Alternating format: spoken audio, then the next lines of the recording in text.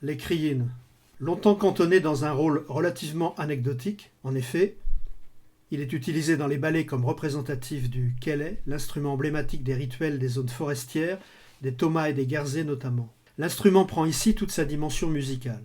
Il faut souligner que ces cri-in, tous fabriqués à Conakry, ne sont plus accordés par rapport à la modulation des langues parlées en basse-côte ou en forêt, mais sur la base de l'accord pentatonique du balafon. L'instrument originel, accordé selon la modulation du langage, avait pour finalité d'imiter la parole et n'avait pas de vocation musicale. Quelquefois, l'accord différait, alors le tambourinaire utilisait un système de phrases codées connu des seuls initiés. Ces informations n'ont pas été vérifiées scientifiquement et ont pour origine des conversations informelles et des constats sur le terrain. N'étant pas très justes ou ayant été creusés dans un bois humide ou trop tendre, ces cri-in sonnent de façon aléatoire et très atonale. Ce qui me paraît tout à fait saillant car il ne faut pas non plus, à l'instar de l'enlèvement des sonnailles sur le djembé, désincarner l'instrument au point d'en faire une chose mutante tellement cliniquement propre qu'elle puisse satisfaire l'oreille délicate des non-africains. Cela me rappelle une anecdote. Quand nous avons enregistré le disque de Diariatou Mbadi Kouyaté, Kora et chant d'une gabou, pour le label Buda Music, Dariatou chantait à tonal, Mbadi accordait sa kora en conséquence, c'est-à-dire un peu en dessous ou au-dessus de la note juste, la 440, pour nos oreilles bien tempérées. Et il nous fallut quelques minutes avec Stéphane Lara, l'ingénieur du son, pour nous habituer. Pour en avoir parlé avec Mbadi, il me signifia que les Fautés, les Blancs en langue soussou, n'aimaient pas ces chants car ils trouvaient que Diariatou chantait faux. Je trouve cette anecdote assez significative de l'approche que nous avons des musiques que nous ne connaissons pas ou pas assez. Nous voulons toujours qu'elles entrent dans le schéma de notre compréhension. Jamais l'inverse. C'est à ces musiques de s'adapter à notre oreille. Jamais le contraire. Même chose pour les pulsations ternaires. Elles sont plus compliquées pour la compréhension des non-africains, alors on binarise à tout va sous peine de rejet. Il est ainsi plus facile de taper dans les mains, et tout le monde est content.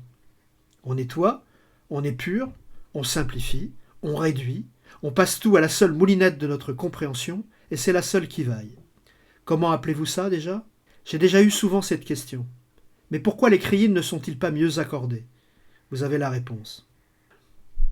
Dans ce morceau, il est demandé aux musiciens de jouer doux, médium ou fort, de faire des crescendi, de maîtriser leurs gestes, de contrôler leur son, à des moments inattendus du morceau, dans un aller-retour permanent avec le son du dounoun. Chaque musicien fait un solo qui lui permet de développer son jeu et sa créativité. Les phrases à l'unisson, jouées délicatement, sont là pour poser le rythme afin d'aller à l'essentiel de la rythmique.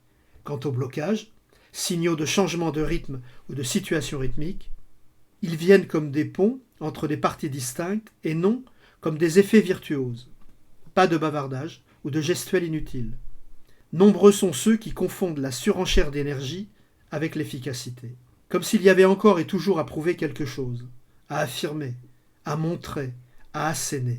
C'est pour moi l'un des principaux problèmes du genre, qui l'enferme dans une posture surannée et qui limite formidablement le potentiel créatif des artistes. Dans la première partie du morceau, les artistes sont immobiles, comme concentrés sur leur jeu à l'unisson d'une tranquille pulsation binaire. Dans la deuxième partie, ils se mettent légèrement en mouvement afin d'accorder leurs gestes à la polyrythmie. Le rythme devient un ternaire rapide, le mouvement est alors en opposition, court jardin, ce qui permet un très joli mouvement des perles des ceintures.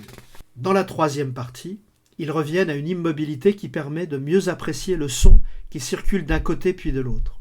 Le final est simple, direct, et vient conclure une pièce qui pourrait être de percussion contemporaine. Accorder le mouvement des corps.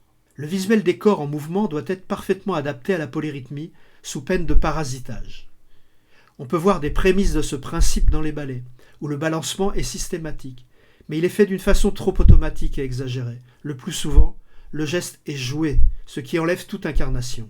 Les corps balancent ensemble ou en opposition, en miroir, de façon horizontale, ou de gauche à droite, ou de droite à gauche, d'avant en arrière selon la partie jouée par le musicien, et de façon verticale, légèrement de haut en bas quand cela est possible, en 3 dimensions, ce qui crée des respirations différentes à l'intérieur de la chorégraphie globale. Et rien n'empêche de créer des polygestuels en rapport avec la polyrythmie, comme nous l'avions travaillé avec Fatou Abou dans le Wofa de la fin des années 2000, avec le rythme sosorné. Chaque artiste bougeait différemment selon la partie de l'accompagnement qu'il jouait. Déjà que cette polyrythmie est extraordinaire, l'effet obtenu par cette polygestuelle était saisissant. Le tout mis en lumière avec des projecteurs latéraux qui détachaient la silhouette des artistes et une charte rigoureuse de couleurs accordées avec les costumes et les instruments. Il faut dire que Wofa à cette époque, c'était quelque chose.